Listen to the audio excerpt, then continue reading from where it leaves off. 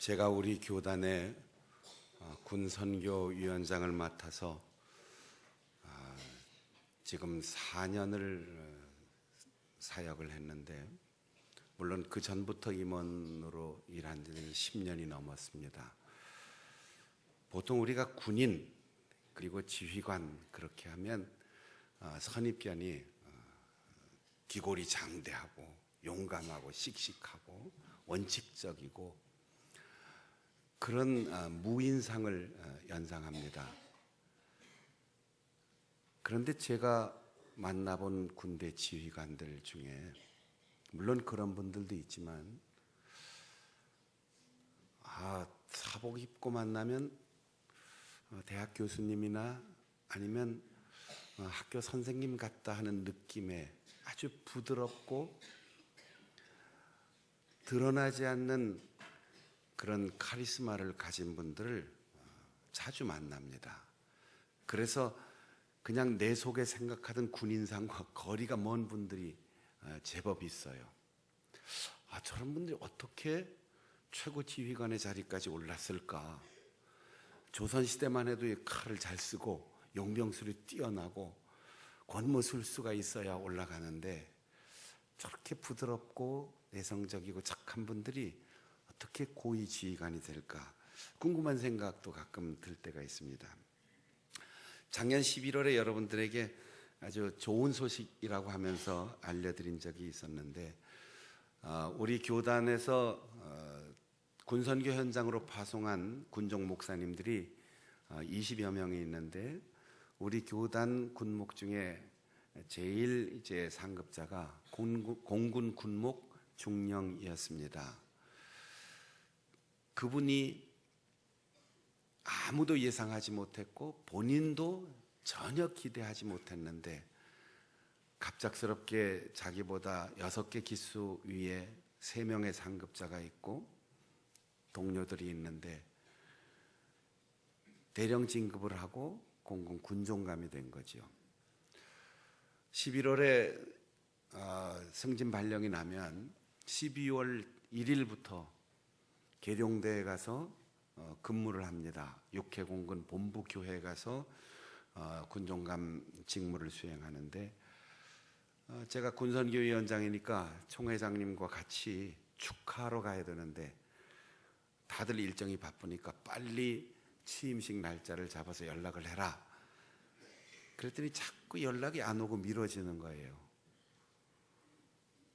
12월 첫 주부터 직무를 수행하면 빨리 취임식 해야 되지 않냐 하고 물어봤더니 목사님도 아시다시피 관례가 윗사람들 다 전역하고 예상됐던 사람이 진급하면 문제가 없는데 지금 저보다 상급자가 3분이나 있습니다. 우리 동기들도 있습니다. 제가 취임식 하기가 참 민망합니다. 그래서 한 2달 정도 이분들 전역하고 또 동기들 새로 자리 배치하고 그래서 안정된 다음에 취임식을 하려고 합니다. 그 말을 이렇게 듣고 보니까 평소에도 그 사람이 우리 교회 왔으니까 여러분도 보셨잖아요. 덩치는 곰처럼 큰데 저렇게 얌전하고 겸손한가? 하나님이 겸손한 자를 들어 쓰신다고 했는데 그런가 보다. 그래서 1월 마지막 주에 주일 낮예배 마치고 주일 저녁에 계룡대 본부교회에서 취임식이 있어서 이제 낮예배 마치고 거기까지 갔습니다. 가서 이제 예배 시간 전에 도착해서 영접실에서 이제 여러 관계자들과 인사를 하는데 한눈에도 키는 자그마하고 얼굴도 깜짝잡하고 별로 중요해 보이지 않는 분이 우리 공군 군종감 옆에 앉아 있어요. 그러면서 총회장님과 저를 인사를 시키는데 우리 교단 군선교 위원장이십니다. 그러면서 그분이 누군가 했더니 공군 참모총장이라는 거예요. 참모총장의 계급이 뭔지 아세요? 우리 군대 안 갔다 오신 분들은 잘 모르죠. 별이 4개가 달려있는 분이, 별이 4개인데 공군 군종감은 군종 장교 중엔 제일 높지만 무궁화 세계 대령입니다. 별 4개 참모총장에 앉아 있는데 그렇게 보이질 않는 거죠. 그래서 앉아서 잠깐 대화를 나누다가 누군가 물었어요. 참모총장께서 오늘 이 공식 행사에 정복을 입고 별 안 달고 나오셨습니까? 그냥 스스럼 없이 물었더니 그분 얘기가 이렇습니다. 저는 우리 공군교회의 집사입니다. 오늘 우리 공군교회의 대표 목사님께서 군종감 취임식을 하는데 우리 목사님을 드러나게 해야 되는데 내가 참모총장 정복 입고 오면 다 나한테로 시선이 쏠립니다. 그래서 오늘은 우리 목사님을 드러내기 위해서 제가 사복을 입고 왔습니다. 그래서 제가 뒷조사를 좀 해봤더니 그분도 위의 기수를 뛰어넘어서 파격 인사로 진급을 한 분이더라고요. 평소에 인간관계 잘하고 겸손한 분으로 소문이 났는데 그분이 우리 목사님을 드러내기 위해서 자기가 정복을 입지 않았다는 거예요. 그리고 행사 시작됐는데 부인 권사님하고 둘이 예배당 맨 앞에 조용히 앉아서 미소 짓고 예배 순서 다 참석하고 조금만 높으면 바쁘다고 자꾸 나가는 사람들이 많은데 끝까지 예배 참석하고 마지막에 교인 대표로 2분이 나와서 목사님께 꽃다발을 드리는데 그 집사님 참모총장 이름 다 얘기 안 해요. 교인 대표로서 꽃다발 드립니다.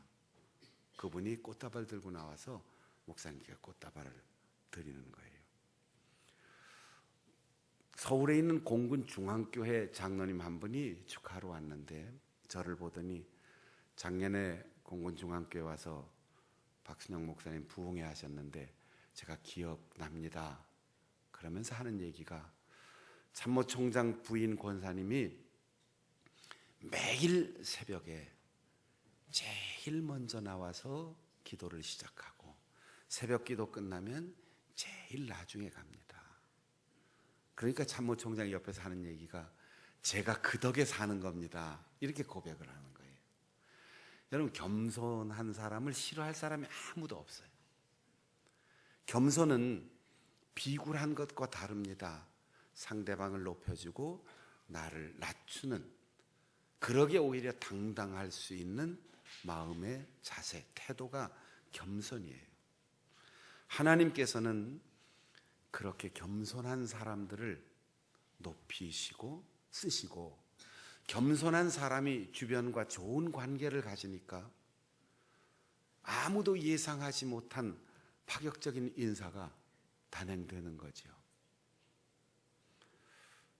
제가 그 권사님이 조용히 남편 옆에 앉아 있는 모습을 보면서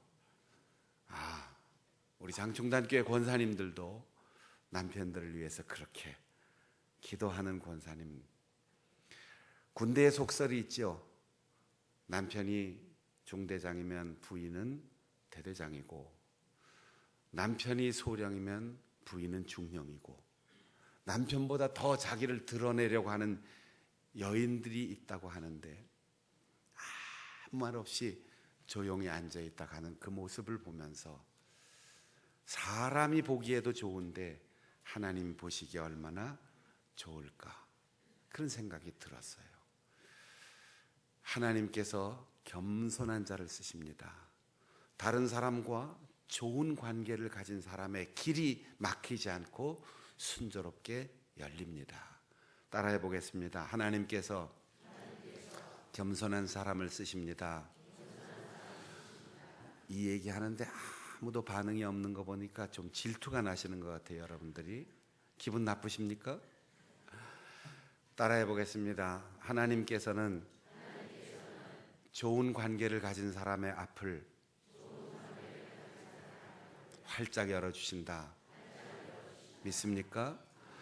남자든 여자든 교회의 직분이 무엇이든 관계없이 우리는 일생 다른 사람과 마주하면 겸손하게, 그리고 좋은 관계를 가져서 나도 내 가족도 나와 만난 모든 사람들의 길이 형통할 수 있는 그런 축복의 관문으로 살아갈 수 있기를 바랍니다.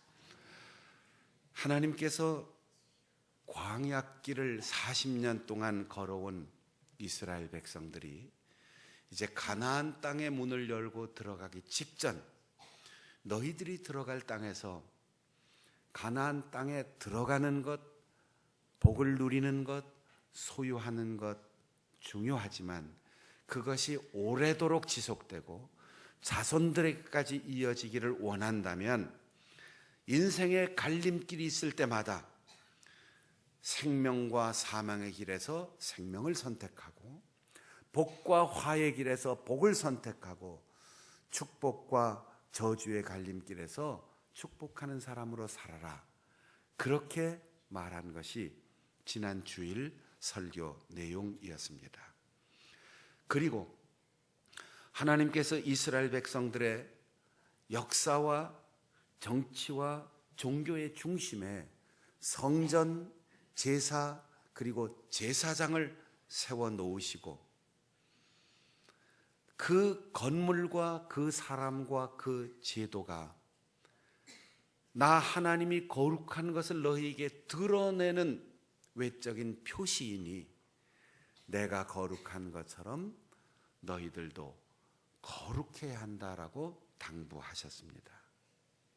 거룩함이란 말은 문자적으로 분리된다는 뜻이고 더러운 것으로부터 분리되어 깨끗해진다는 뜻이고, 우리가 그릇을 씻어서 깨끗한 그릇을 전시하거나 옷을 빨아서 깨끗한 옷을 농 속에 넣어두기 위해서가 아니라 음식을 먹고 입고 외출하고 쓰임을 받기 위해서 깨끗하게 만드는 것처럼 하나님의 거룩함을 닮는 거룩한 백성은 죄로부터 세상으로부터 구별되어 예수의 피로 깨끗해지지만 그 깨끗해진 상태에 머무는 것이 아니라 깨끗한 사람을 하나님의 영광을 위하여 하나님이 기뻐하시는 일을 위하여 쓰시고자 하는데 그 쓰임에 합당하게 준비되어 있는 사람이 되라, 거룩한 백성이 되라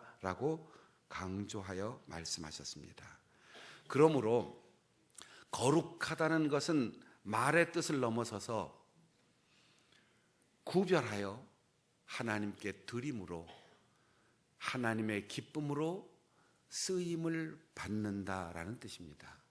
그래서 한자로는 거룩함을 거룩할 성자를 쓰는데 이 거룩하다라고 하는 것이 붙으면 구별되고 깨끗하고 하나님을 위하여 쓰인다는 뜻이에요. 이 세상에 수많은 책들이, 좋은 고전들이, 그리고 종교적 경전들이 많이 있습니다. 그러나 하나님의 말씀이 담겨 있어 하나님의 거룩한 백성들을 구원하는 일에 소중히 쓰임받는 책을 거룩한 책이라 하여 성경이라 부릅니다. 일주일 엿새 동안 우리가 사람을 만나고 땀 흘려 부지런히 일하지만 오늘 하루 하나님께 나와 예배하고 하나님이 주시는 새 힘으로 회복되고 주의 영광을 위하여 헌신하는 구별된 날이기 때문에 성일이라고 말합니다. 사람들은 너와 내가 만나면 자꾸 외적인 규모를 확대해서 많은 사람의 숫자가 옳다고 생각합니다. 그래서 다수결로, 표결로 결정하고 민주주의 대의제로 선택하여 숫자가 많은 쪽을 소수가 따라가게 합니다. 그러나 하나님은 거룩한 사람이 모인 것이 하나님의 뜻에 합당하기에 성도, 그냥 무리 군중이 아니라 깨끗하고 하나님의 영광을 위하여 헌신한 사람들의 모임을 성도라고 하는 겁니다. 그런 거룩한 사람은 의식에서 소비되는 시간을 가지고 오는 사람이 아니고 교회 건물 안에서 머물러 친교하는 집단 공동체가 아니라 사람과 사람 사이에서 하나님의 사랑을 실천하는 거룩한 삶을 살아가야 할 의무를 주셨습니다. 거룩함이란 종교적인 의미나 종교적인 의식이 아니라 삶이라는 겁니다.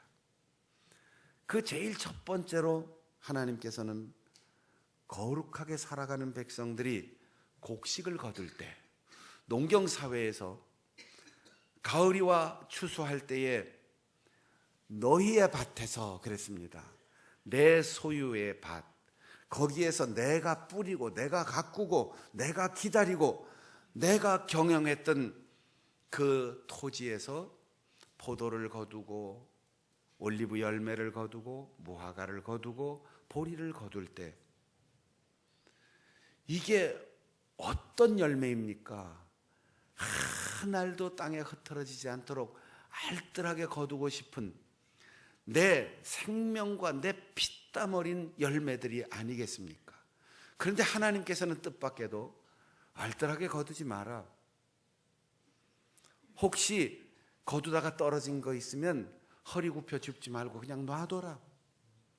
게다가 저 밭 귀퉁이에는 거기까지 일일이 가서 거두지 말고 한 모퉁이 그냥 놔둬라.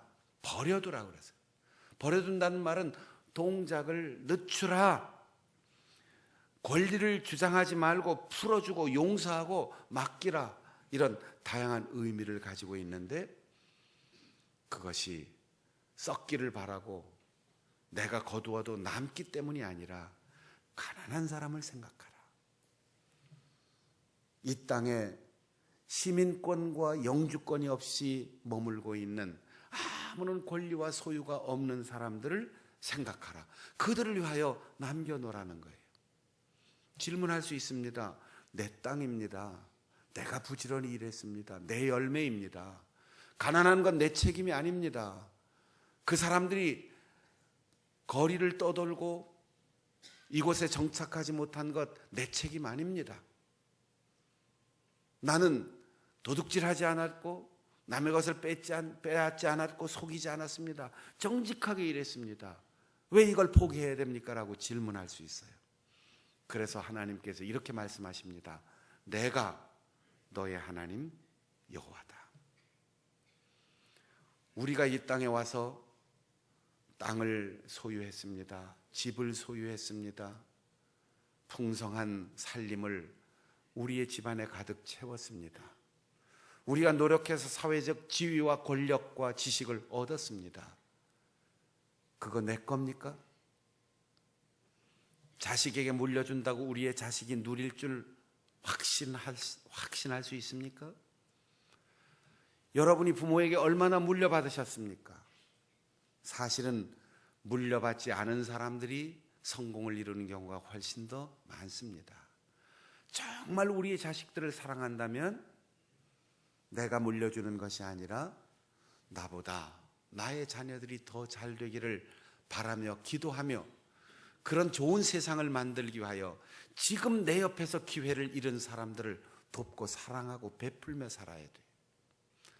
하나님께서 똑같은 기회를 주셨는데 그 사람은 기회를 놓쳤습니다. 어리석든 병들었었든 전쟁이 나서 노예로 잡혀왔든 다양한 사연들이 있을 것입니다. 내가 오늘 누리고 소유했고 내가 오늘 성공한 것은 내 능력이 아니라 하나님이 주신 은혜입니다. 어떤 선교사님이 이렇게 간증하는 걸 들었어요. 해외에 나가서 선교지에 가서 보니까 우리가 한국 땅에 태어난 게 얼마나 감사한지 정말 가난하고 찌들고 병들고 황폐해진 그런 나라에 사는 사람들을 보면서 처음에는 감사했다는 거예요. 그런데 두 번째 미안하더라는 거예요. 그 사람들이 거기 선택해서 난 게 아니고 내가 잘나서 한국 땅에 태어난 거 아니고 그 땅에 내 대신 태어난 사람, 그 땅에 내 대신 살고 있는 사람, 그 사람들에게 미안하더라는 거예요. 여러분 오늘도 가정이 깨어지고 직장을 잃고 한 끼 밥을 염려하는 사람들이 우리 곁에 있습니다. 오늘도 우리 동네에 마땅히 보험도 그리고 사회적인 보장도 아무런 혜택도 받지 못하는 영주권도 시민권도 없는 외국인 노동자들이 수없이 있습니다. 이스라엘의 가나안도 그런 사람이 있었다는 거예요. 내 것이라고 주장하지 말고, 내 것이라고 움켜쥐지 말고, 언제나 사람들과 대할 때 넉넉하고 너그럽게 남아야 주는 게 아니에요. 내 것을 양보하라는 거예요. 내가 거둘 수 있는 권리를 포기하라는 거예요. 그렇게 이웃을 생각하고 살피고 너그럽게 살아가면 하나님께서, 거룩하신 하나님께서, 너의 하나님께서 그 대접을 대신 받고 너희에게 더 큰 것으로 채워주시리라 약속하셨습니다. 나는 너의 하나님 여호와라, 이렇게 말씀하시는 것이 바로 오늘 우리가 베풀고 양보하고 포기해야 할 이유입니다. 고린도전서 3장에 보면 바울 사도가 이런 말을 했어요. 너희가 하나님의 성전인 것, 하나님의 성령이 너희 가운데 거하시는 것 너희가 잊지 말아라. 이 너희라는 말은 복수예요. 복수. 단수가 아니고 복수입니다. 내 마음속에 성령이 계시다, 내 하나가 성전이다, 그런 뜻을 넘어서서 내 마음에 들든 들지 않든, 나에게 이익을 주든 손해를 주든 어떤 사람이든 믿음으로 예수 그리스도를 주로 고백하는 형제들과 함께 손잡을 때 예수 그리스도의 몸, 하나님의 집, 거룩한 공동체를 세워나간다는 거예요. 눈에 보이는 건물이 아니라 서로 다른 너와 내가 만나서 그 사람이 없는 것을 내가 채워주고, 나에게 없는 것을 그 사람의 도움을 받고 함께 사랑하며 건강한 공동체를 세워나가면 그 속에서 성령이 역사하신다는 거죠. 하나님의 성령은 좋은 관계를 가진 사람 사이에서 역사하십니다. 깨끗하고 순수한 마음으로 서로 다른 차이를 극복하고 용납하고 수용하는 사람의 마음속에 거하십니다. 넉넉하고 너그러운 마음을 가진 사람이, 그런 인격을 가지고 예수 그리스도를 영접한 사람들이 모여서 교회를 이룰 때 그 교회가 하나님이 쓰시는 거룩한 교회가 되는 겁니다. 이름만 성결교회가 아니라 정말로 우리의 이웃을 사랑하고 수용하고 돕고 베풀고 내 권리를 주장하지 않고 인색하지 않은 우리 성도들의 삶과 우리 교회의 역사를 통하여 하나님의 거룩함이 이 땅에 드러날 수 있기를 바랍니다. 두 번째로, 하나님 앞에 진실하게 살아가라는 거예요. 예배 드릴 때는 그럴듯하지요. 목사가 보고 성도들이 보는 자리에서는 그럴듯하지요. 그런데 우리가 고백하고 기도하고 믿고 말하는 대로 살지 못하는 거예요. 기도는 책임입니다. 고백은 결심입니다. 교리는 문자가 아니고 우리의 삶이어야 합니다. 긴 기도도 중요하지만 짧은 실천은 더 중요합니다. 아름다운 표현은 멋지지만 진실한 삶은 더 멋집니다. 외모가 잘생긴 것도 중요하지만 외모보다 더 중요한 것은 내 속에 있는 순수한 생각입니다. 나는 너의 하나님 여호와로라 말씀하셨습니다. 흔들릴 때가 있습니다. 유혹을 받을 때도 있습니다. 때로는 거짓에 흔들릴 때도 있습니다. 욕심 때문에 포기하기 어려울 때도 있습니다. 그때 기억하십시오. 나 너의 하나님 여호와 앞에 지금 내가 있다. 시편 119편에 주의 율례들의 도를 내게 가르치소서.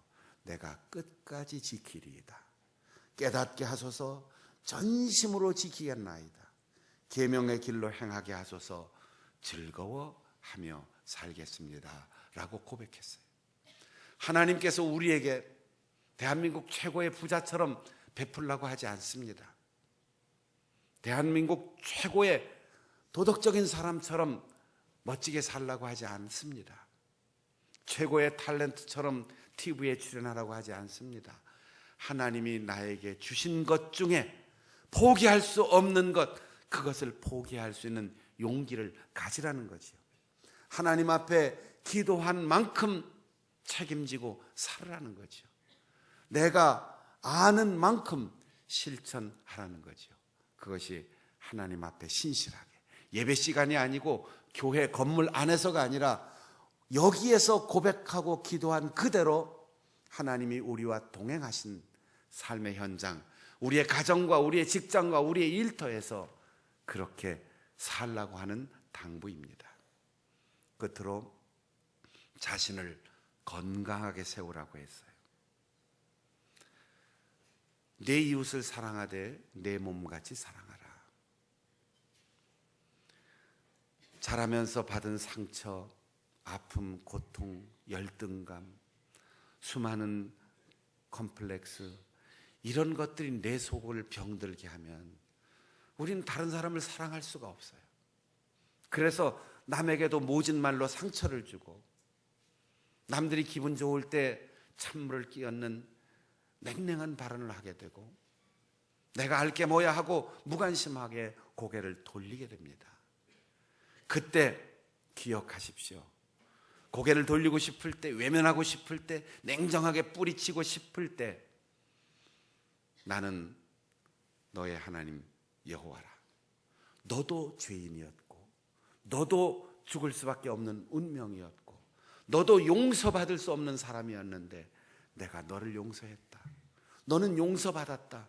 너는 죄책감에 시달릴 필요 없고, 열등감 가질 것도 없고, 남을 미워할 것도 없다. 내가 너를 사랑하는 것처럼 너도 다른 사람을 사랑해 주어라 하는 하나님의 말씀을 듣는다면 우리는 무관심에서 벗어날 수 있고 미움을 버릴 수가 있을 것입니다. 우리 속에 미운 마음을 품는다면 그것은 그 사람을 해롭게 하는 게 아니라 나를 병들게 합니다.